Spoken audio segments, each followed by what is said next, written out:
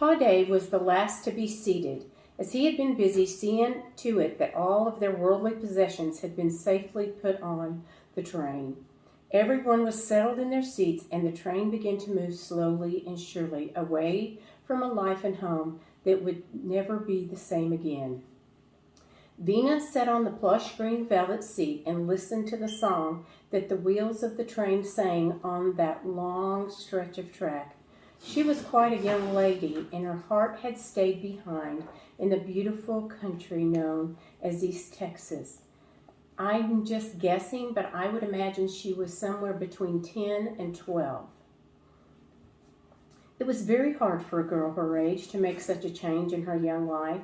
She had just adjusted to the thought of leaving her friends and favorite cousins behind. She tried to busy herself and her thoughts with images of the new friends she would have to make in a new country.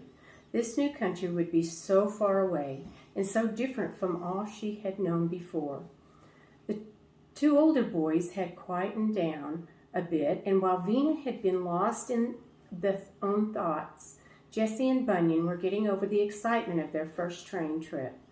They were happy to be leaving the farm life and heading west. They had their own visions of becoming cowboys, ideas which much later in life were to become a reality. The Bell boys were known to be among the best cowboys in the Sacramento Mountains. Jesse had the reputation of being the best rider of the two. Being the conservative type person, he rode a horse. Even if the horse chose to buck.